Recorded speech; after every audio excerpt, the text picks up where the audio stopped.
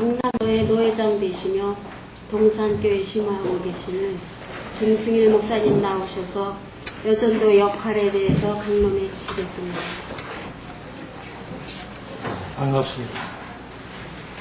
제목은 여전도의 강남로 여전도회로 모인 것이기 때문에 여전도의 역할이라고 하는 제목을 설정했습니다만, 여전도의 역할이라고 하는 것은 이미들 다 교육을 여러 차례 받으셨기 때문에 전도, 교육, 봉사, 교제, 문화 이런 각 파트별로의 내용들은 이제 여러분들이 자체의 어떤 그 세미나 시간들을 통해서 더 구체화시켜서 이해하도록 했으면 좋겠고요. 여전도의 역할이라고 하는 것은 근본적으로 이것이 성전을 건축하는 데에 있어서의 한 과정입니다. 그렇기 때문에 좀 더 그 포괄적인 의미에서 성전 건축에 대한 성경신학적인 원리들을 이해함으로써 우리 여전도 회원들의 어떤 그 교회에서의 그 생활이라고 하는 것이 과연 무엇이며, 그것이 정말 하나님께서 가장 그 가치 있게 여기시는 하나님의 집을 건축하는 데 있어서 기여하게 되는 것인지에 대한 여부를 확인해 볼 수 있는 그런 의미에서 그 부제를 성전 건축을 중심으로라고 잡았습니다. 그러니까 부제가 사실은 이제 본 그 강의의 주제가 되겠습니다. 시편 84편 그 10절 말씀을 보시면은 제가 잠깐 읽어 드릴게요. 주의 궁정에서 한 날이 다른 곳에서 첫날보다 나은즉 악인의 장막에 거한보다 내 하나님 문지기로 있는 것이 좋사오니, 그렇게 시편 기자가 고백을 하고 있습니다. 그러니까 다른 곳이라고 하는 것은 궁정과 다른 곳이라고 하는 것은 세속적인 어떤 영화를 의미하는 거죠. 이 땅에 살면서 여러 가지 많은 일반적인 사람들이 좋아하는 많은 그 부귀 영화가 있는데, 그런 것을 누리는 것보다는 도리어 하나님의 궁정에서 하나님과 함께 더불어 사는 한 날이 세상의 쾌락과 세상에 취해 사는 그런 삶보다는, 첫날의 삶보다는 훨씬 더 의미 있고 가치롭다는 말을 합니다. 그래서 나는 도리어 그런 하나님의 궁정에서 문지기로서 하루 사는 것이 세상에서 떵떵거리며 첫날을 장수하는 것보다 훨씬 더 유익하다고 시편 84편 10절 말씀에서 말하고 있는 거죠. 우리는 이 시편 기자가 왜 이렇게 고백을 했을까? 뭐가 더 나은 것인가? 우리 모두도 지금 다들 성전, 그리스도의 지체로서 우리의 삶 자체가 성전을 건축해 나가는 그런 삶인데, 그게 과연 정말 의미 있는 건가? 그리고 가치 있는 것인가? 늘 우리의 갈등은 뭐예요? 보이는 세상과 하나님에 대한 그 두 가지의 갈등 속에 우리가 살고 있는데, 과연 그 모세가 말한 것처럼 왕궁에서 정말 호의호식을 누리는 것보다는 차라리 내 백성들과 고난받는 삶이 훨씬 더 유익하다고 했는데, 도대체 무엇 때문에 그런 말을 한 것인가? 라고 하는 사실에 대해서 우리가 좀 더 깊이 있는 확인을 해봐야 여러분들이 여전도의 봉사활동을 하면서도 지치지 않고, 또 교회 일을 하면서 낙심되지 않고, 또 사실 교회에서 시험 드는 분들은요, 교회 일 하지 않는 사람들은 시험 들 게 없습니다. 그냥 구경꾼으로서 주는 밥 먹고 설교 듣고 조용히 가면 돼요.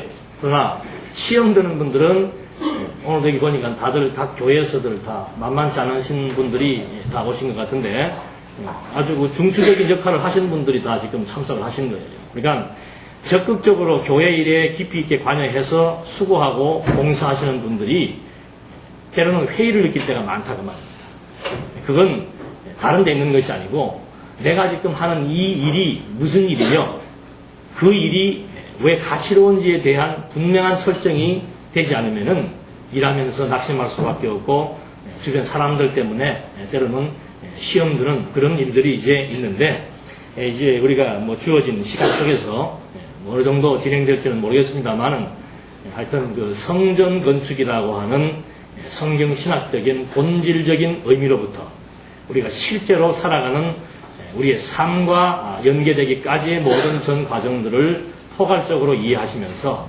내가 정말 하나님을 믿고 살아가는 이 수고하고 아름다운 삶의 진정한 가치와 의미가 여기에 있구나 하는 것을 좀 확인하는 그런 시간이 됐으면 하는 겁니다. 그래서 목차를 보면은 서론이 있고요. 그 다음에 성전 건축이라고 하는 그 주제를 원형과 모형과 실체로서 그렇게 구분을 해놓은 것입니다. 목차는 제 앞에 표지에 있죠. 원형으로서의 성전 건축이 있는데, 원형이라고 하는 것은 근원이 되는 모델을 의미하는 겁니다. 본복이죠. 근원이 되는 모델이 원형이에요. 그러니까 성전 건축에 대한 근원되는 모델이 무엇인가, 그걸 첫째는 우리가 알아야 됩니다. 두 번째는 모형으로서의 성전 건축. 모형으로서의 성전 건축은 구약에 나타나 있는 장막이나 성전을 건축해 나가는 그것이 모형이에요. 그러니까 원형으로서의 성전 건축이 있고, 그 원형으로서의 성전 건축이 완성되지 못했기 때문에 하나님께서는 둘째 아담 그리스도를 통해서 실체적인 성전 건축을 제작시켜 주시겠다라고 하는 증거로서 이 모형으로서의 성전 건축이 필요한 것이죠. 그래서 이 모형으로서의 성전 건축이라는 것은 실물을 모방하여 만든 어떤 건물의 모형을 의미하는 거예요. 그러니까 우리 그 아파트 같은 거나 건물 크게 지을 때 보면은 이런 모형도 같은 거 만들어 놓잖아요. 그건 이제 원형에 대해서 모형도 될 수 있고 실체에 대한 모형도 될 수 있는데, 원형에 대해서는 어떤 증거의 역할을 하는, 성경적으로 봤을 때는 원형에 의한 성전 건축에 대한 증거로서 모형적인 성전 건축이 필요한 것이고, 또 이 모형적인 성전 건축은 실체적으로 짓게 될 성전 건축에 대한 하나의 예표요 약속으로서 필요한 것인데, 그런 관점에서 좀 이해를 해보도록 하고, 그리고 이제 마지막이 실체로서의 성전 건축입니다. 이 실체라고 하는 것은 성질이나 작용의 본체를 의미하는 겁니다. 근본된 본질 또는 본체, 이게 이제 실체라고 얘기하는데, 이 실체로서의 성전 건축, 이건 우리가 알고 있는 대로 그리스도의 몸을 의미하는 겁니다. 그러니까 그리스도의 몸을 하나님께서 건축하기 위해서 첫째는 아담을 통해서 원형으로서의 성전을 건축한 거예요. 그리고 그 아담으로서의 성전 건축이 아담의 타락으로 말미암아 성취되지 못했기 때문에 둘째 아담 그리스도가 오실 때까지 둘째 아담으로 실체적인 성전이 건축되기까지 모형으로서 눈에 보이는 가시적인 그런 이제 성전을 건축하게 해서 결국은 하나님의 어떤 근본된 의도가 있는데, 그 숨은 의도가 무엇인지를 이제 같이 좀 살펴보도록 그렇게 하시겠습니다. 서론에서 보면은 성전 건축이니까 성전에 대한 개념을 우리가 좀 쉽게 정리를 해야 되겠죠. 마이크 보령 안 올려도 됩니까?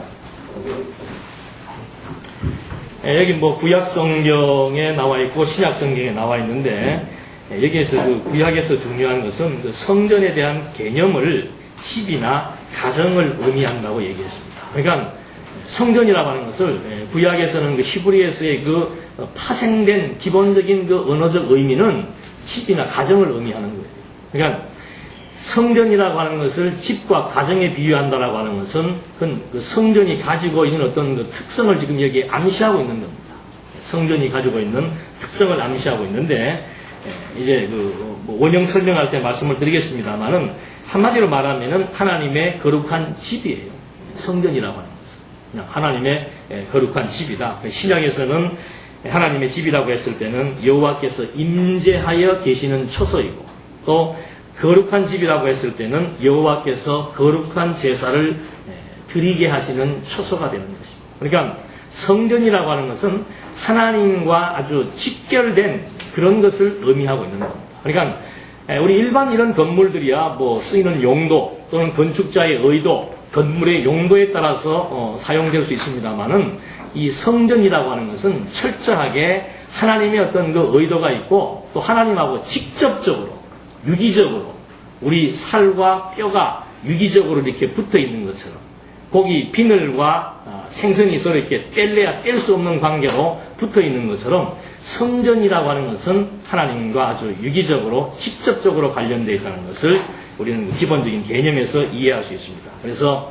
하나님의 거룩한 집이란 무엇을 의미하는 것인가? 성전은 하나님의 거룩한 집이라고 이제 정의할 수 있는데 그 하나님의 거룩한 집이란 도대체 무엇을 의미하는 것인가? 하나님의 거룩한 집을 짓는다는 것은 도대체 무슨 원리와 무슨 방법에 의해서 지어지게 되는가? 그걸 이제 우리가 이해를 하면서 이제 본론으로 들어가야 되겠죠. 그러기 이전에 먼저 이 성전 건축에 대한 중요성, 성전이라고 하는 것은 하나님의 거룩한 집인데 그 하나님의 거룩한 집을 짓는다는 것은 도대체 어떤 의미에서 중요한가? 그게 이제 근본적인 중요성과 직접적인 중요성으로 나눴는데 성전을 건축한다라고 하는 것은 근본적인 중요성으로서는 그 성전이 하나님의 존재를 우리에게 지금 보여주기 위한 계시의 방편이라는 데 있다 그 말이죠. 하나님을 우리에게 보여주시는데 뭘 통해서 보여주시는가? 성전을 통해서 우리에게 보여주신다 그 말이죠. 그래서 그 성전, 그렇기 때문에 성전, 이스라엘 백성들에게 성전 그러면은 반드시 무슨 생각이 나겠어요? 성전은 하나님 당신을 지금 우리에게 보여주기 위해서 필요한 계시의 도구이기 때문에 성전 그러면은 성전에 하나님이 뭐 하시는 거예요? 임재해 계신다. 하나님이 임재해 계시니까 하나님 백성들과 하나님과 교통하려고 그러면은 어디에서 해야 되는 거예요? 성전에서 하는 거란 말이에요. 성전이라고 하는 것은 하나님의 계시 방편으로서 너무너무 중요한 것이다. 그래서 이스라엘 백성들이 그 광야에서 행진할 때도 뭘 중심으로? 성막을 중심으로. 왜? 이스라엘 백성들이 누구니까? 하나님의 백성이에요. 저는 이제 대답을 잘해질수록 잘할 겁니다. 그래서 이 성전 건축의 중요성은 하나님하고 어떤 직접적으로 관련이 있는데 하나님이 임재하신다. 그리고 하나님이 함께 하신다. 이런 하나님과의 관계성에 초점이 맞추어진다는 겁니다. 그리고 하나님에 대한 교육 방편으로서 또 성전은 굉장히 중요한 의의가 있다. 그러니까 성전 자체가 하나님의 집이니까 하나님을 알게 하기 위한 교육적 방편으로서 충분한 가치가 있다는 거죠. 그래서 실제로 이스라엘 그 백성들에게 하나님께서 당신의 뜻을 알릴 때도 성전을 통해서 알려줍니다. 아무하고나 만나지 않죠. 성전에서 제사장들과 만나서 당신의 뜻을 알려주기도 하고 또 알려준 그 뜻을 제사장들은 온 백성들에게 선포하고 그 대표적인 예가 이제 율법을 낭독하는 거죠. 율법이 주어지고 난 이후로부터는 백성들에게 하나님의 뜻을 이제 율법을 낭독해 줌으로써 백성들로 하여금 하나님이 우리와 지금 함께 하시고 하나님이 여기 임재해 계시면서 우리와 함께 하시고 우리에게 하나님의 뜻을 교육해 주신다라고 합니다. 그러니까 우리 신앙생활의 근본적인 기초는 하나님의 뜻을 아는 것이죠. 우리가 믿는 믿음의 대상이 하나님인데 그 믿는 믿음의 대상인 하나님에 대한 생각이나 사상이나 또는 의도나 이런 것을 모른다면은 전혀 그 믿음의 근본적인 성격과는 맞지 않다는 말입니다. 그래서 하나님의 뜻을 안다라고 하는 것은 너무너무 중요한 것인데 하나님께서는 당신의 뜻을 성전이라고 하는 걸 통해서 당신을 우리에게 알려주고 당신의 사상이나 의도나 이런 것들을 우리에게 전달해주는 그런 교육적인 방편으로서 중요하다라고 합니다.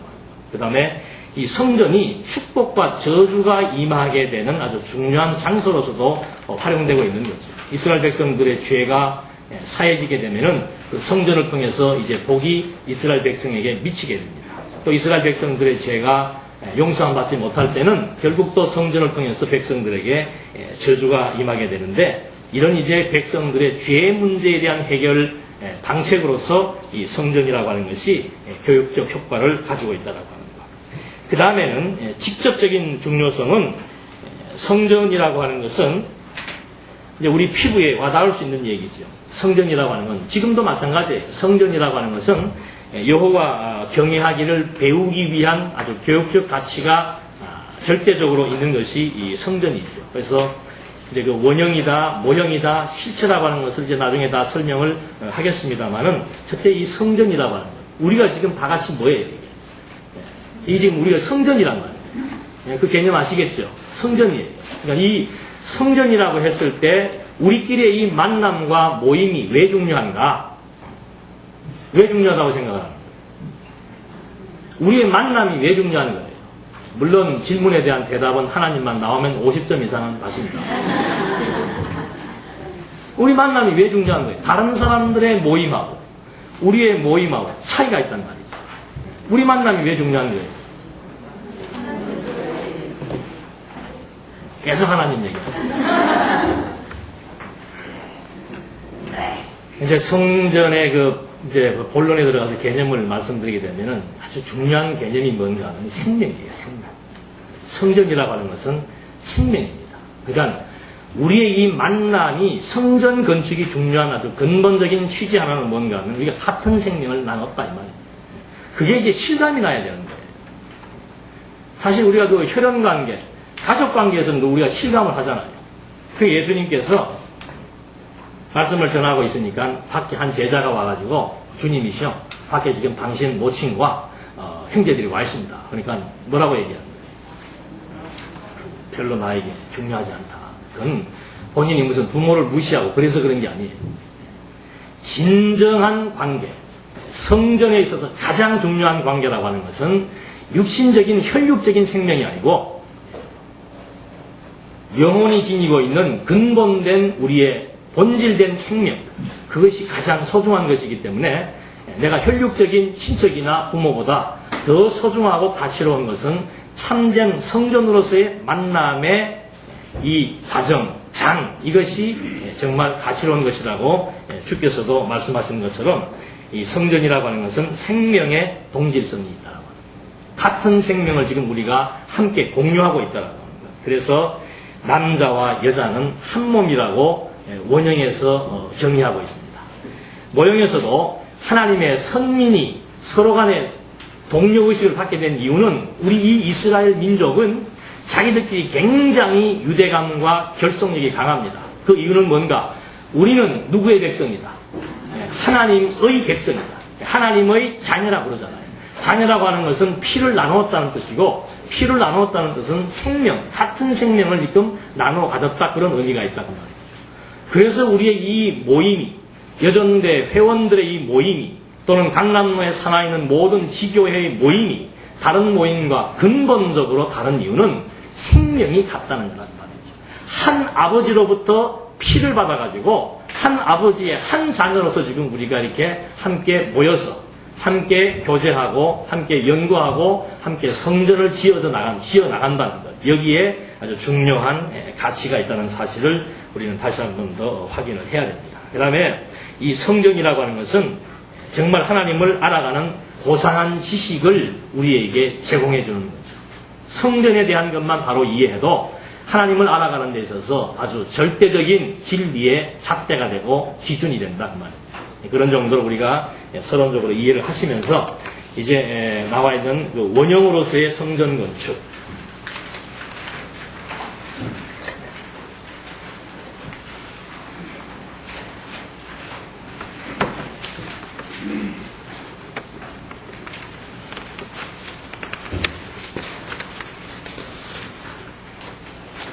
거기 본문에 성경 구절이 나와 있죠.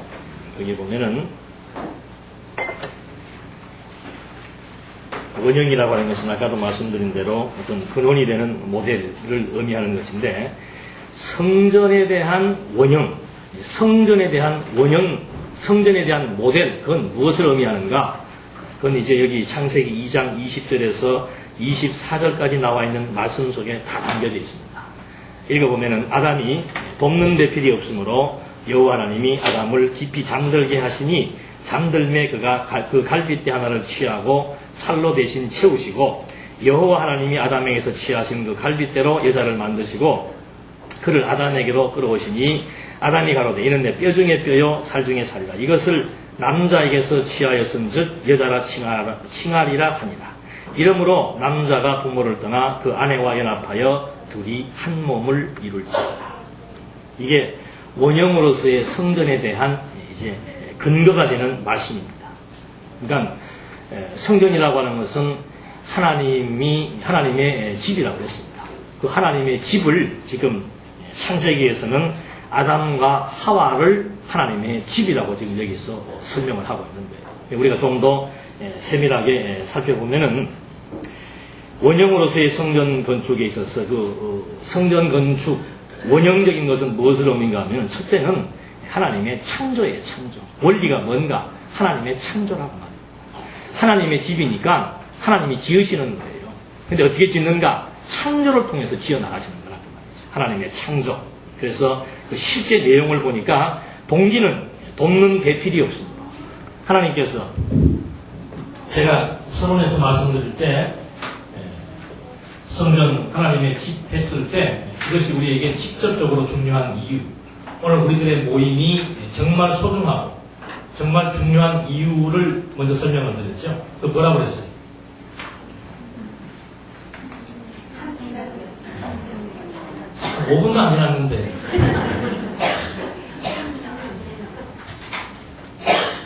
이제 생명은 마지막 끝나는 시간까지 중요한 단어로 이제 계속해서 설명이 됩니다.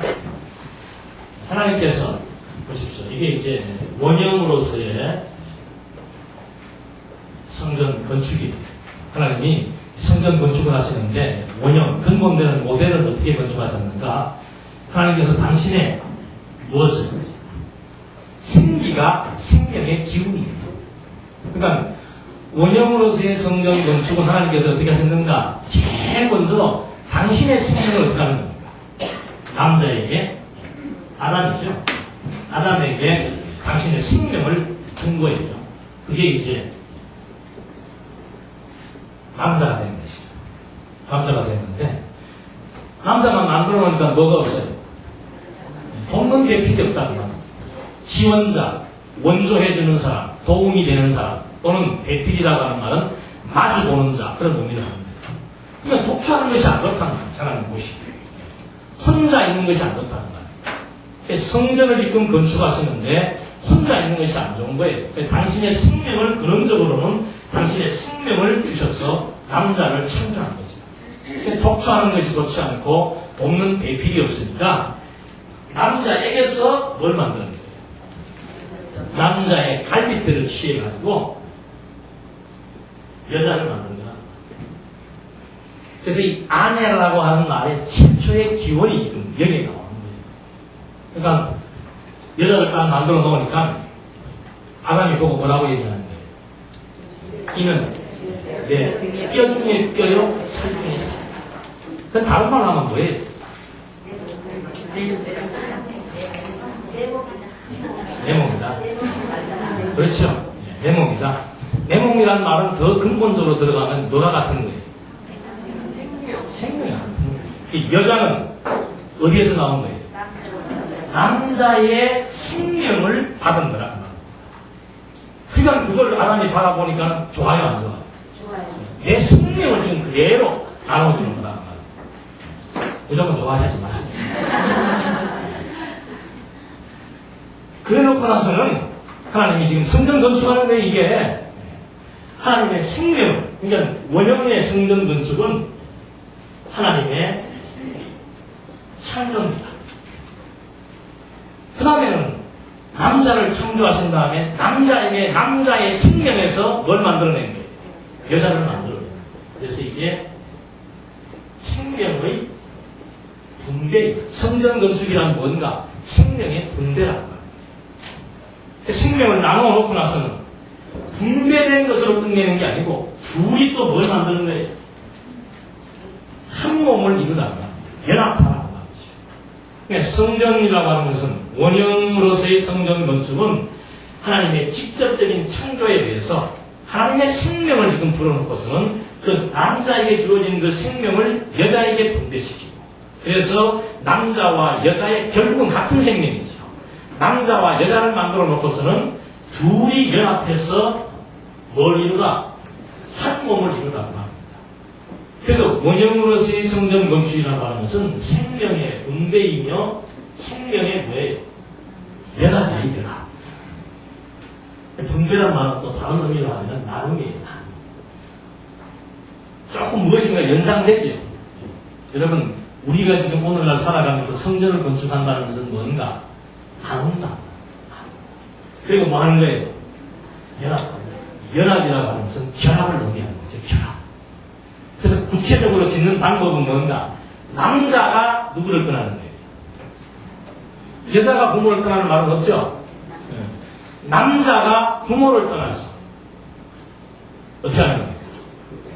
여자와 서로 한 몸을 이루는 거. 그게 결혼이죠. 그게 이제 성전을 건축해 나가는 방법이라. 그런데 이렇게 멋있게 하나님께서 성전을 건축을 해놨는데 아담이 어떻게 하는 거예요? 타락해서. 타락이라고 하는 말은 다른 말로 하면 뭐예요? 여기 지금 계속해서 뭐가 나왔어요? 생명이죠. 타락은 뭐예요? 사망. 그러니까 타락하고 나면 하나님께서 뭐라고 해요? 너는 정령 죽었다. 사망해버린 거예요. 사망하고 나니까 연합이 됩니까? 안 됩니까? 생명도 분리되고. 남녀의 갈등, 부부의 갈등은 언제부터? 이때부터 시작합니다. 아니, 남자에게서 여자가 나왔을 때 남자는 돕는 대필이 생겼으니까 어떻게 해요? 좋아가지고 너는 내 생명이다, 내 몸이다 막 좋아하고 지금 즐거워하잖아요. 여자는 남자의 일부가 되어 있으니까 그게 또 행복한 거였다. 그래서 이 관계는 종속적인 관계입니다. 성전의 특성은 종속성이 있는 거예요. 남자에게 여자는 뭐한 거예요?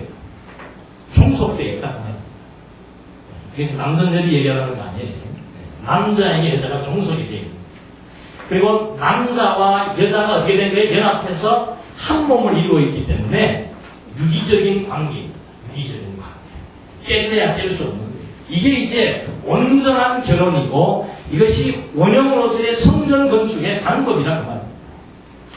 타락하니까 타락하고 나서부터는 이 생명이 어떻게 되어버린 거예요? 죽어버린 거죠. 생명이 죽어버리고 그 다음에는 연합해야 되는데 연합해서 주종관계를 이루면서 유기적인 관계를 이루면서 돕는 배필이 되고 남자의 일부가 되었다는 것, 남자의 생명을 함께 공유하다는 것, 그것 자체만으로도 만족해야 되고 감사해야 되는데 이제 이것이 분리가 되다 보니까 각자의 뭐가 생긴 거예요? 주관이 생겨버린 거라. 그러니까 싸울 수밖에 없는 거죠. 당연한 거예요, 싸우는 거. 각자의 주관이 생겨버린 거예요. 그래서 하나님께서 이렇게 변화줄 수는 없잖아요. 그래서 이 첫 아담은 뭐예요? 오실자의 뭐예요? 표상.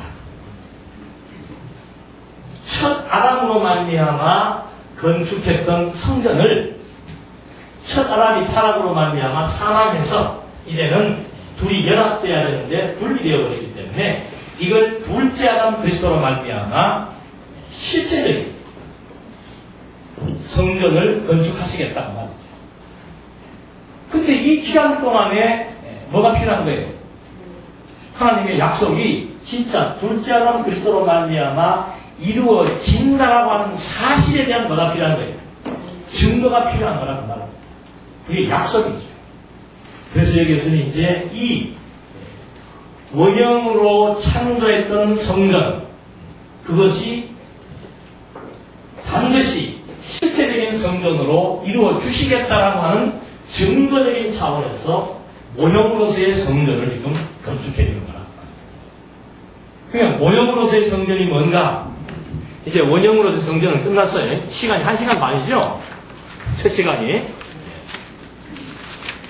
그러니까 이제 모형으로서의 성전 건축에 들어가는데 모형으로서의 성전 건축에서는 원형에서는 하나님의 직접적인 창조가 있었죠. 이제 모형으로서는 이제 창조를 안 하시는 거란 말이에요. 그 다음에 어떻게 하시는가? 창조하시는 대신에 하나님의 뭐예요? 임재라고 말이에요. 하나님이 임재하신다. 죽었던 백성들이니까 이제 아담 이후로부터 죽어버렸으니까 하나님이 직접 임재해서 그들의 생명을 주장하시겠다 말이에요. 그래서 이 모형으로서의 성전 건축에서는 하나님의 임재 사역에 의해서 이제 하나님께서 누구를? 하나님의 백성들의 무엇을? 생명을 보존해 주신다. 그러니까 하나님께서 유대인들을 하나님이 열조를 부르셔서 그들에게 뭐라고 약속하냐? 나는 뭐가 되겠다? 너희 하나님 되고 너희는 나의 무슨 백성? 예, 친백성. 하나님의 생명의 기운을 하나님이 임재해서 직접적으로 그 사람들의 생명을 좌지우지하시면서 그들의 생명을 끝까지 보존하고 그들과 함께 하신다. 하나님과 이스라엘 백성들이 함께 한다는 말. 이것이 모형적인 성전 건축에 대한 내용들이란 말. 그러니까 원형에서는 하나님께서 직접 생명을 창조해서 그 생명을 나누고 그리고 다시 연합시키고 그리고 결혼을 통해서 하나님께서 성전을 건축해 나가시는데 이게 이제 타락으로 말미암아 잠시 스톱을 하게 되니까 둘째 아담 그리스도로 말미암아 실체적인 성전을 건축하기 위해서는 이제 모형적인 성전을 보여주겠다는 말입니다. 모형적인 성전을 보여주기 위해서 하나님께서 하시고자 하시는 일은 뭔가 하나님이 임재하시겠다는 말입니다. 임재해서 자기 백성들을 하나님이 임재해서 자기 백성들을 어떻게 생명을 보존시켜 주시고 그 백성들과 함께 하시겠다는 말입니다. 생명을 보존시키려면 어떻게 해야 돼요? 타락한 이후로부터 하나님의 백성들은 죄인이 되어버렸잖아요. 그러면 죄인들은 어떻게 되는 겁니까? 계속 사망에 들어가는 거예요. 그러면 하나님께서 자기 백성들의 생명을 보존하기 위해서는 어떻게 해야 돼요? 예? 예, 제사를 드려요. 제사를 드릴 때 하나님께서 왜 가인의 제물은 안 받고 아벨의 제물을 받는 거예요? 예? 하나님이 육식을 좋아하십니다. 그 피는 뭐예요? 생명이었어요. 자기 백성들이 죄인이 되었기 때문에 그 백성들의 죄를 용서하기 위해서는 반드시 생명을 지불해야 됩니다. 그래서 아벨 때도 그 이후로 모든 제사는 피 없는 제사를 가지고서는 하나님께서 자기 백성들의 생명을 보존시키지 않겠다는 말이죠. 왜? 그것이 원형에서 나오는 거다. 생명의 분배요, 생명의 연합이에요. 성전을 건축한다고 하는 거죠. 그래서 하나님께서 이 모형적인 성전 건축에 있어서도 반드시 빠지지 않는 것이 뭔가 하면 생명이 빠지지 않는다. 자기 백성들의 생명 보존하기 위해서는 반드시 짐승의 생명을 대신해서라도 내 백성들을 내가 살려서 끝까지 함께 하시겠다는 말이죠. 그래서 구약 모형으로서의 성전 건축의 방법은 무엇으로부터 시작하는 겁니까? 돌제단으로부터 시작하는 거예요. 눈에 보이는 가시적인 장소가 구체화되기 이전에서는 계속해서 이제 돌제단에서 아벨이 돌에다가 제사를 끄이 나와 있죠. 아벨이 제사를 드리고 그 다음에 노아가 제단을 쌓고 열조들이 다 제단을 쌓죠. 근데 이 제단을 쌓을 때마다 공통적인 것이 바로 뭔가 하면은 제물을 드린다는 거예요. 그냥 제단을 쌓는 게 아니에요. 반드시 제단을 쌓을 때는 전부 다가 짐승을 제물로 드린다라고 합니다. 이게 이제 하나님께서 생명을 받아서 자기 백성들의 생명을 보존하시겠다라고 합니다. 이게 하나님께서 지금 내 백성과 함께 하시면서 유기적인 관계를 맺고 있다라고 하는 증거라고 말이죠. 성전 건축이라고 하는 것은 절대적인 종속과 그 다음에 유기적인 관계는 필수적인 거예요. 그러니까 하나님께서 하나님이 임재했다라고 하는 말은 하나님이 다스린다는 말이에요. 내 백성이니까 내가 다스리되 내 백성이니까는 내 백성들의 생명을 내가 보존하겠다는 말입니다. 그래서 내가 그들과 함께 한다는 거죠. 이게 유기적인 관계를 의미하는 거예요. 그러기 위해서 필요한 것이 뭔가? 이미 내 백성들은 이미 앞에서 사망해서 죄인이 되었기 때문에 그 죄를 속해 주심으로써 내 백성들의 생명을 보존시키고 내가 그들과 함께 하시겠다는 것을 여기서 보여주는 거죠. 그래서 이 제사의 시점들은 보면은 전부 다 수확한 이유. 그러니까 아벨은 농사를 짓든 목축을 하든 아벨은 수확을 한 거예요. 수확한 이후에 하나님께서 제사를 드리게 했고, 그 다음에 노아는 홍수 사건 직후에 구원을 난 다음에 하나님 앞에 제단을 쌓게 한 것이고, 그 다음에 아브라함, 이삭, 야곱 열조들은 복을 받은 이후에 제단을 쌓게 됩니다. 그건 무엇을 의미하는 거예요? 하나님께서 임재하셔서 나를 당신의 백성 삼으시더니 나와 함께 하신다는 증거로서 나에게 복을 주시는 거란 말입니다. 그러니까 복이라고 하는 것은 하나님이 나와 함께 한다라고 하는 증거이고 내가 하나님의 언약 백성이 되었다는 것, 친백성이 되었다는 것에 대한 증거라는 말이죠. 그냥 백성들이 하나님 앞에 지금 제사를 드리면서 하나님과의 유기적인 관계를 확인하는, 하나님의 살아계심을 확인하는 이것이 이제 구약에 나오는 모형으로서의 성전 건축에 대한 내용들이죠. 그래서 그 다음에 나오는 것이 장막 성전입니다. 장막 성전. 처음에는 제단이고 모세 이후로부터는 이 하나님께서 장막 성전을 시행하는 거죠. 그러니까 모세에게 장막 성전을 지으라고 명시하는 것도 언제부터예요? 이스라엘 민족들이 애굽의 종살이에서 해방되고 난 다음에 그들에게 이제 장막을 지으라고 말하는 거예요. 왜 장막을 지으라고 그러는 거예요? 하나님이 어디에 임재해 계십니까? 장막에 임재해 계십니다. 함께 한다는 얘기죠. 그리고 하나님이 장막을 짓게 해서 임재해서 자기 백성들로 하여금 장막에서 제사를 드리는 거 아니에요. 제사를 드림으로써 자기 백성들의 생명을 보존하시겠다. 이것이 성전 건축이라는, 모형적인 성전 건축이라는 거예요.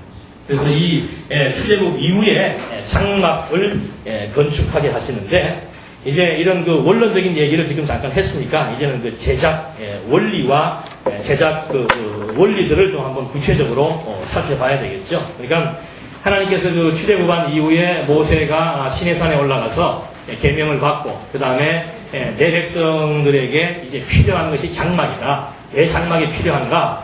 이스라엘 이 장막이라고 하는 것은 이스라엘 민족들이 광야에서 행진을 할 때 항상 뭐 중심으로 모이는 거예요? 장막 중심으로 모이는 거예요. 그러니까 장막 중심으로 모이는 이유는 그게 바로 하나님의 임재를 의미하는 것이고 하나님이 지금 우리와 함께하고 하나님께서 우리의 하나님이 되신다는 사실을 장막을 통해서 그들에게 지금 계시해주고 있는 거란 말입니다.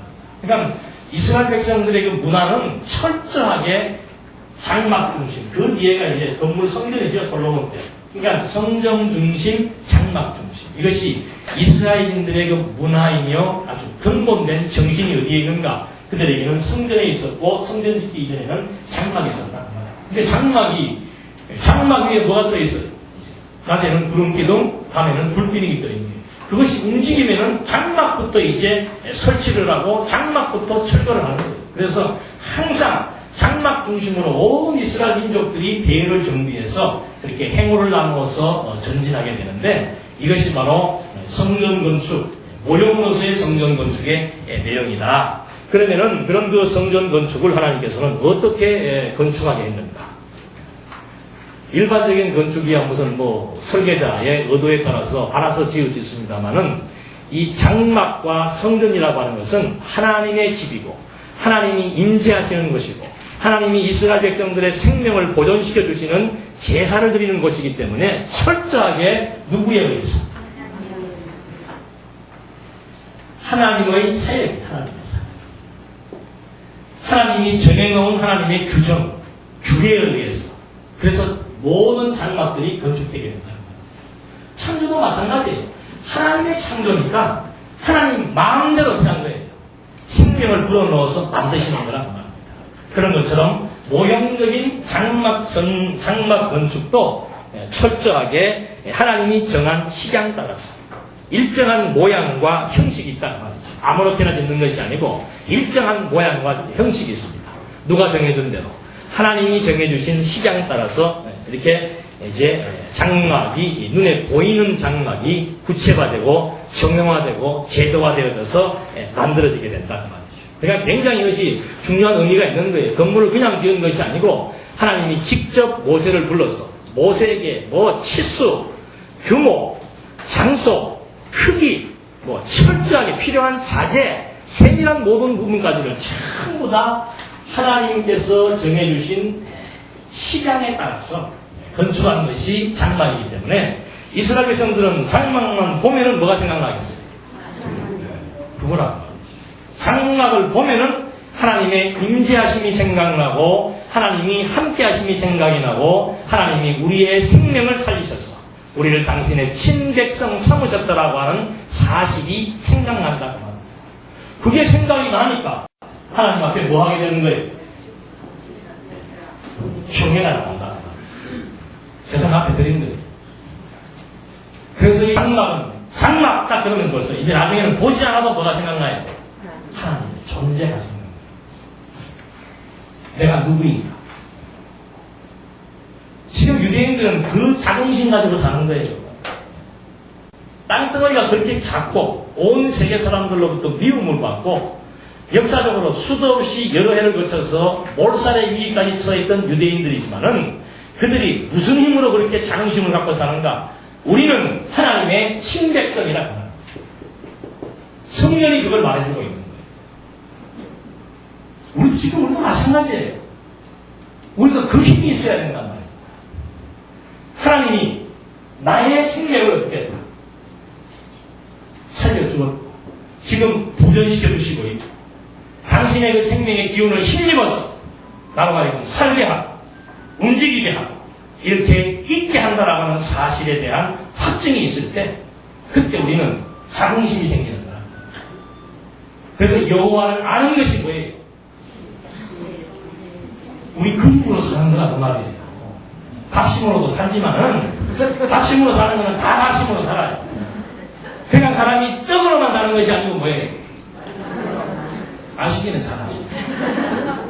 하나님의 말씀을 통해서 내가 누구인가, 내 존재 위치를 정확히 파악하고 내 신분이 정확히 파악돼서 우주와 만물을 창조하신 그 창조주가 나를 친백성이라고 지금 인정해 주시고 나를 당신의 자녀라고 지금 인정해 주시는데 위축되기 뭐 있어요? 돈 좀 없다고 위축돼? 일이 안 된다고 위축이 돼?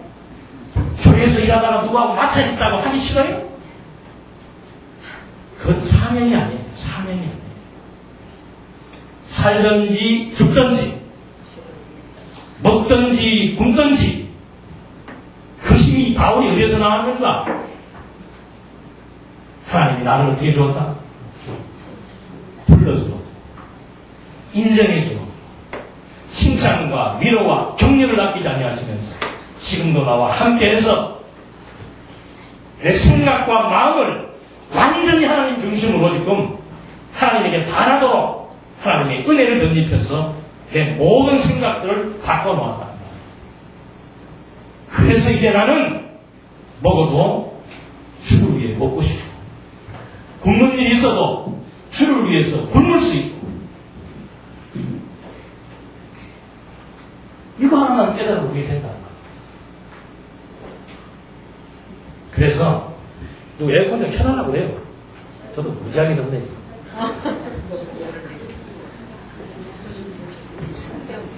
아, 추우세요? 한 사람이 더운 게 낫지.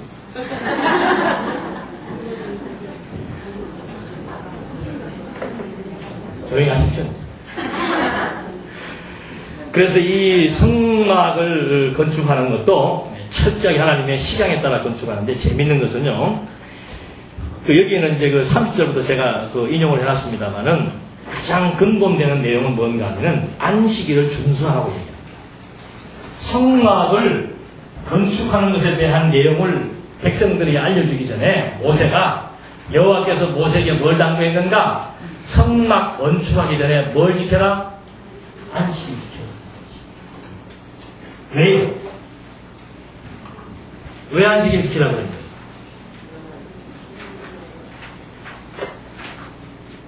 이스라엘 백성들은 안식일 그러면 뭐가 생각날까요?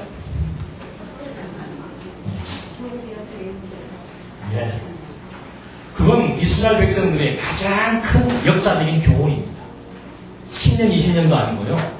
400년이라고 하는 4세대가 애국의 엄청난 학대를 받으면서 자유를 누리지 못하고 노예 생활을 합니다.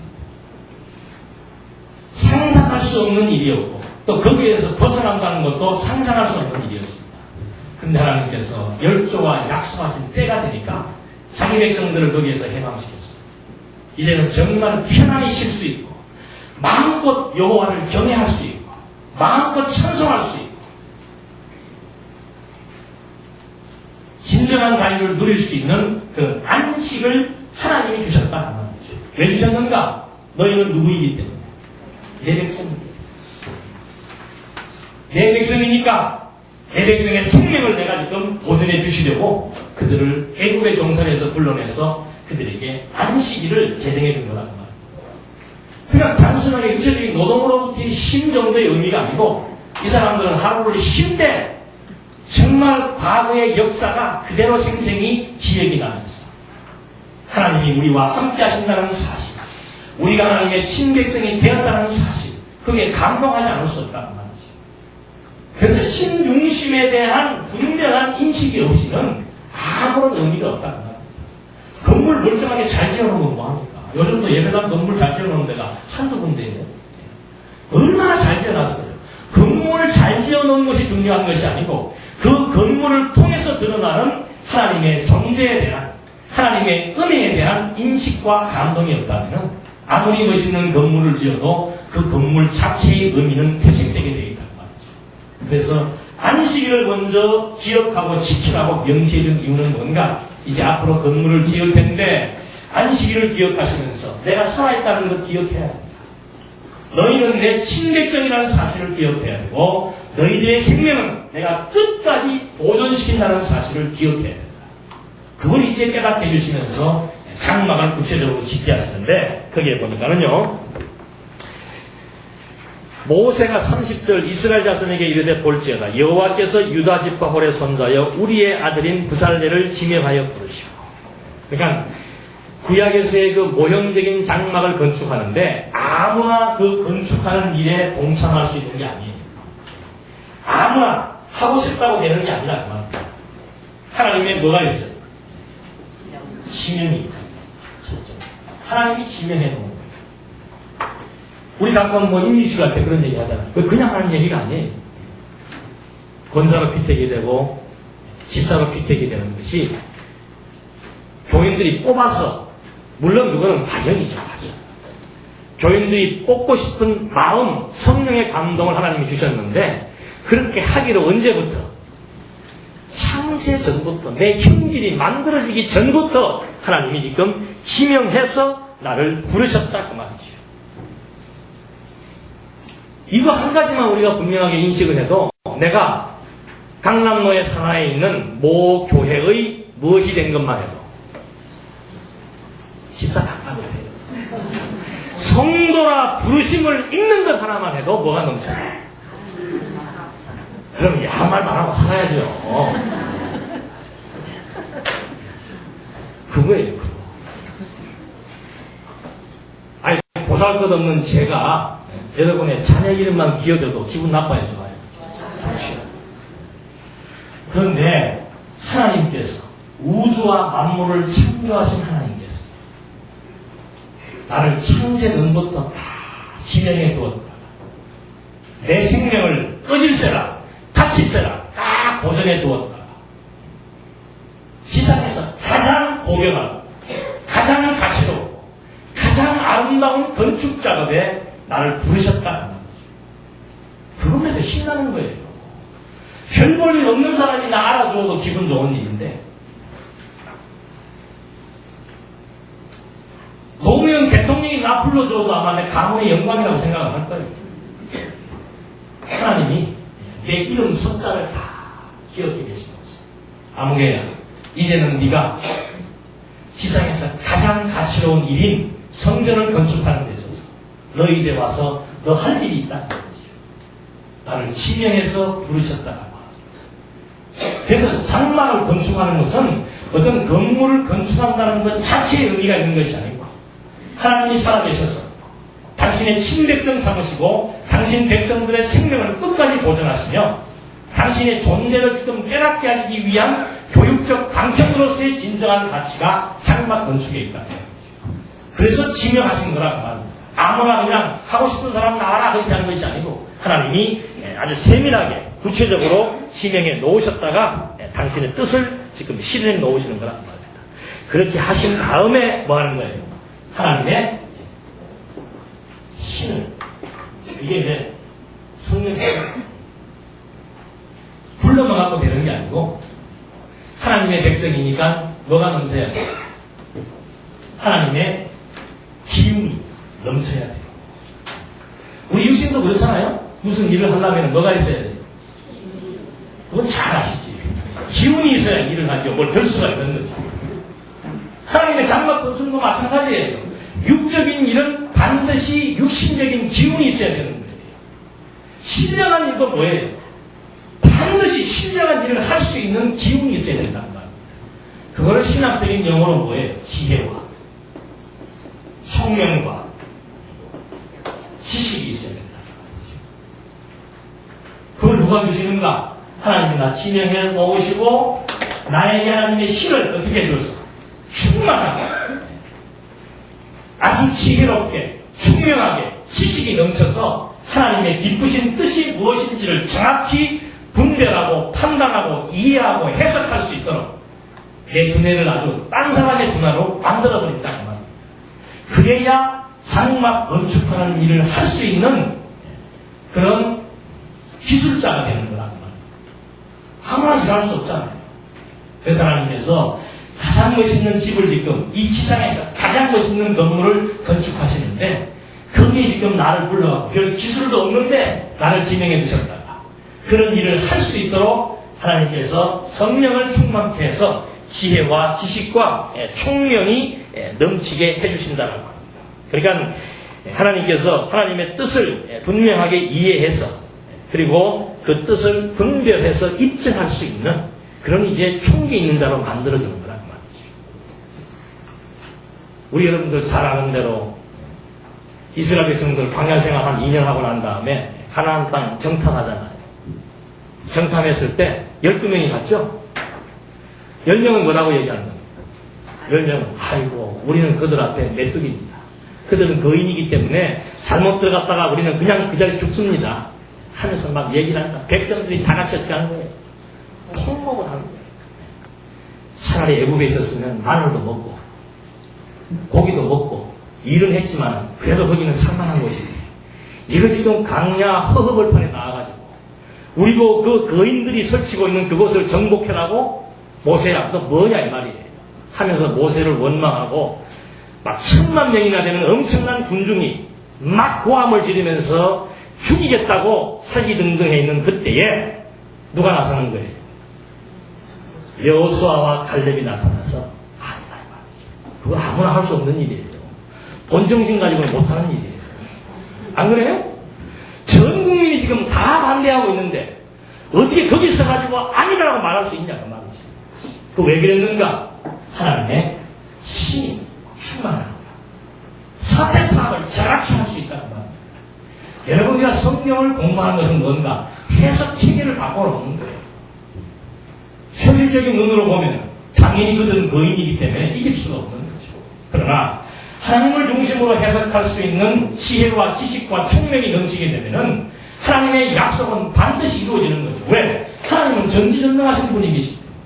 그리고 우리는 하나님의 친백성이고 하나님이 우리의 생명을 보존해 주시겠다고 이미 약속하신 근거가 있기 때문에 어떤 장벽과 어떤 위험이 도사리고 있더라도 반드시 우리는 뭐 할 수 있다. 정복할 수 있고 승리할 수 있다라고 하는 그런 확신, 그런 판단과 분별을 이겨서게 된다는 말입니다. 그런 것이 없이는 하나님의 장막을 건축할 수가 없는 거예요. 그런 지혜가 없이는 하나님의 장막을 건축할 수 없다는 말이죠. 그런 다음에 하나님께서 어떻게 하시는가? 그 다음에 이제 공교한 일을 하도록 하는 거예요. 공교한 일이라고 하는 것은 아름다운 일이죠. 아름다운 일을 생각하고 아름다운 일을 계획하고 아름다운 일을 고안할 수 있도록 하나님께서 이제 그런 지혜와 지식과 총명을 주신 거라는 말입니다. 그러니까 하나님이 그런 것을 준 것은 지혜와 지식과 총명을 준 것은 뭐예요? 공교한 일, 아름다운 일을 생각하고 아름다운 일을 계획할 수 있도록 해주는 거죠. 그런 다음에 뭐 하는가 하면은 연구하게 생각이 있어야 그 생각을 반복적으로 함으로써 연구가 가능한 거죠. 연구라고 하는 것은 깨뚫는 것을 의미하는 겁니다. 깨뚫는 것. 그건 뭐예요? 일맥상통. 하나의 맥을 가지고 하나님 중심으로 모든 사물과 사건과 사태를 해석할 수 있는 그런 깨뚫을 수 있는 그런 안목을 갖게 한다는 말이죠. 이걸 다른 말로 하면 실력이에요.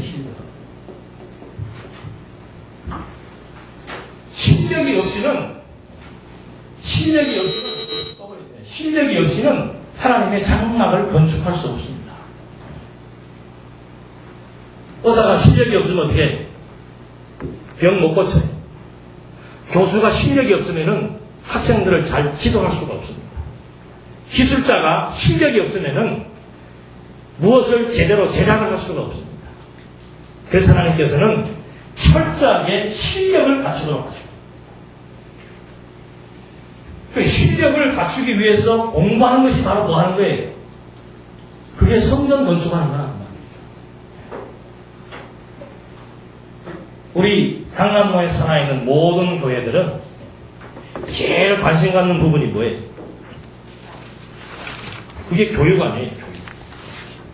그래서 뭐 어느 교회는 성도대학을 나와야 집사를 할 수 있고, 로고스 신학원을 나와야 권사를 할 수 있는 것이, 권사하기 위해서 거기를 나온다는 얘기가 아니고 실력을 갖춰야 되는 거예요. 그래야 판단할 수 있고 이해할 수 있고 성전 건축에 대한 가치를 알 수 있고 하나님의 친객성이라는 그 한마디만 들어도 감동할 수 있으려면 하나님에 대한 지식이 풍성하지 못하고서는 그런 감동이 나올 수 없다는 말입니다. 그러니까 그런 실력을 갖추게 해야 그 다음에 여기가 그대로 나오네요. 그렇게 해서 백성들을 뭐 하는 거예요? 감동시키는 거예요. 감동. 보십시오. 하나님이 지명했습니다. 그리고 하나님이 신을 충만케 해주어서 가장 가치로운 일들을 생각하게 합니다. 그러면 실력을 갖추게 하는 거죠. 실력이 생기니까 뭐가 나오는 거예요? 자족할 수 있는 해석 능력을 갖추게 된다. 그래서 거기에 나오는 것이 뭔가? 이제 감동이 넘치게 된다는 것이 그 다음에 나오는 거예요. 감동이라고 하는 것은 이해시키다, 기꺼이 그런 뜻입니다. 그러니까 하나님에 대한 지식이 풍성해지니까 모든 것들을 하나님 중심으로 이해할 수 있고 모든 것들을 긍정적으로 해석할 수 있다는 말입니다. 거기에서 나오는 것이 뭔가 하면 그게 사명입니다. 하여금사죠. 하여금사. 목숨을 다하여 마는 거예요. 장막 건축 작업에 봉사할 수 있고 충성할 수 있다. 그러니까 여러분 우리가 무슨 뭐 교회에 간다는 것이 교회라고 하는 어떤 제도권 속에 들어왔으니까 집사도 해야 되고 또 예전도 회원이 됐으니까 이양 한번 한 거 총무도 하고 서기도 하고 회장도 하고 넘들 다 하는 거라고 한 번씩 해봐야 되지 않겠냐? 그 다음 단계는 뭔가? 그 다음에 또 권사해야지. 이런 식으로 지금 우리가 무슨 승진 개념으로 이해하거나 명예의 발판으로 삼는 게 아니고 교회 성전 건축에 필요한 것은 바로 뭔가 사명을 갖춘다. 사명을 주겠다 이 말이죠. 뭘 위해서? 하나님의 몸된 교회를 견고히 세우는 그 일을 위해서 나는 기꺼이 모든 희생을 즐거운 마음으로 감수하겠다. 그런 마음 없으면은 일을 하면 할수록 시험 들게 돼. 우리는 대부분 시험 들면 꼭 누구를 걸고 넘어져요? 상대방을 걸고 넘어져요. 시험 드는 이유는 일하고 시험 드는 이유는 자기에게 지금 뭐가 부족한 거예요? 사명이 지금 떨어진 거예요. 사명이 왜 떨어진 겁니까? 실력이 없습니다. 연구하지 않습니다. 그래서 정말 가치롭고 아름다운 일에 대한 평가를 내릴 수 있는 그런 지각이 살아나는 거예요. 그래서 우리가 끊임없이 실력을 갖추기 위해서는 연구해야 되고 학습해야 되고 그리고 말씀을 듣지 않으면 안 된다는 거죠. 계속해서 꾸준하게 성도대학이니 신학원이니 우리에게 주어진 학습의 모든 과정들을 공부하면 할수록 우리 마음속에 정말 기꺼이 이 일만큼은 내가 기꺼이 무슨 일이 있더라도 무슨 방해가 있더라도 어떤 어려운 여건이 있더라도 나는 이 일을 위해서 내 목숨을 다하여 이 일은 해야 되겠다라고 하는 그런 사명이 발동하는 거다. 칼빈은 교회의 봉사를 보답해서 한다고 해요. 보답해서. 하나님께서 나를 구원해 주었기 때문에 그 구원의 은총에 보답하기 위해서는 내가 이거를 해야 되겠다.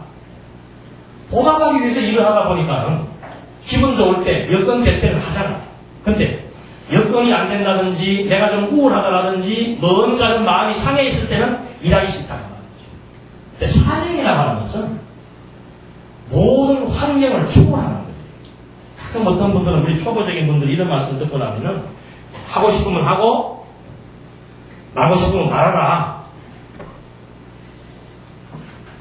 그 말은 일 맡기 전에 얘기해요. 누가 일 맡긴 거 아니잖아. 자기가 정말 하나님의 신에 감동해서 내가 지명받았다는 사실에 대한 감격이 넘치고, 그래서 항상 아름다운 생각과 아름다운 일을 공부하게 돼요. 공부하는 것이 너무 좋아서 늘 성경 공부하는 일에 매진하다 보니까 너무 아름답고 가치로운 일이 있더라고요. 하나님의 몸된 교회를 견고히 세우는 그것이 내 목숨을 걸고라도 할 수 있는 가치로운 일, 그게 정말 진리라고 하는 사실이 깨달아졌어요. 그 뜨거운 마음이 있어야만 일을 맡아야 된다고 말이에요. 그래야 누가 인정하든 않든, 기분이 좋든 나쁘든, 여건이 되든 안 되든 상관이 없어요. 사도 바울이 언제 뭐 때린다고 그러니까 안 가고, 죽인다 그러니까 피해가고, 감옥이니까 화가 나가지고 내가 이 주의 일을 했는데 나를 왜 감옥 보냅니까? 원망하지 않잖아요. 예레미야도 그래요. 예레미야에서 입에서 나오는 말씀이 좋은 말씀이 아니고 시드기야는 나간다. 이 민족은 완전히 나라가 폐허가 되어버리고 불타서 써져버릴 것이다. 다 포로로 끌려갈 것이다. 그걸 누가 되게 좋아합니까? 그러니까 그 예레미야가 그냥 가두기도 하고 구렁텅이에 쳐넣기도 하고 예레미야가 기록하는 말씀을 다 불에 태우기도 하는데, 그래도 예레미야는 끝까지 자기 동족을 향해서 망한다는 말을 할 수 있다는 말이죠. 본인이 고백하는 거, 하나님 아버지, 대학교 이래야 되겠습니다. 내 백성을 위해서 좋은 말 좀 하고 싶은데 왜 나는 망한다는 말을 해야 됩니까? 백성들이 나를 죽겠다고 저렇게 원망하고 있는데 거기서 꼭 이 말을 해야 되겠습니까? 라고 스스로 반문했다 그랬어요. 그런데 스스로 반문해 보니까 자기 마음이 답답해서 견딜 수가 없어요. 망하는 일이든 흥하는 일이든 그것이 여호와를 배우게 하는 과정이라는 사실을 너무도 분명히 알기 때문에, 하나님의 친백성은 망해도 아주 망하지 아니하고, 하나님의 친백성은 반드시 복주어 생명을 보존한다는 마지막 결과를 예레미야는 알고 있기 때문에, 과정적인 나쁨이 있다라고 하고 그것이 진실이고 그게 진리니까 전하지 않을 수가 없더라는 거예요. 그래서 누가 인정하기 때문에 일을 하고 여건이 되기 때문에 하고 하는 게 아니에요. 사명은 환경과 아무 상관없습니다. 그래서 하나님께서 장막을 건축하게 하는데 저렇게 감동시키고 그 다음에는 가르치게 한다 그랬습니다. 감동시켜서, 그리고 6번째는 가르친다는 것. 아까도 잠깐 말씀을 드렸습니다만 가르친다라고 하는 것은 물이 흐르듯 그런 뜻이에요. 물 흐르듯. 하나님이 어떤 분이신 줄 알고 하나님께서 하신다는 사실을 알게 되면은 정말 물 흐르는 것처럼 하나님의 뜻과 내 뜻이 일맥상통하게 되고, 아는 것과 믿는 것이 하나가 된 사람들끼리 모여서 한 가지 일을 위해서 복음에 뭐하게 되는 거예요? 협력하게 되는 거예요. 그러니까 그래서 그 바울이 빌립보서에서도 너희는 그리스도 복음에 합당하게 생활하라. 합당하다는 말은 일치하다 그런 뜻이에요. 뜻을 합치한다 그런 뜻이에요. 그래서 어떻게 한 뜻, 일심으로 써서 한 뜻, 일심도 생명이고 한 뜻도 생명이에요. 뜻이 같으면 그 뜻을 위해서 뭐 하는 거예요? 명, 목숨을 다해서 함께 수고할 수 있다는 거죠. 그냥 보이는 장막 성전을 건축하는데도 하나님께서 이렇게 철저하게 하나님의 사역이다 그 말이죠. 하나님의 식양대로 이렇게 해서 하나님께서 모든 일을 뭐하게 하는 거예요? 하나님의 식양대로 하게 하셨다 그 말이죠. 거기에 지금 우리가 부르심을 받아서 기술자가 되어가지고 필요 적절한 적재적소에 다 투입이 돼가지고 하나님의 전을 건축하는데 쓰여지고 있다는 거. 잠깐 10분간 쉬었다.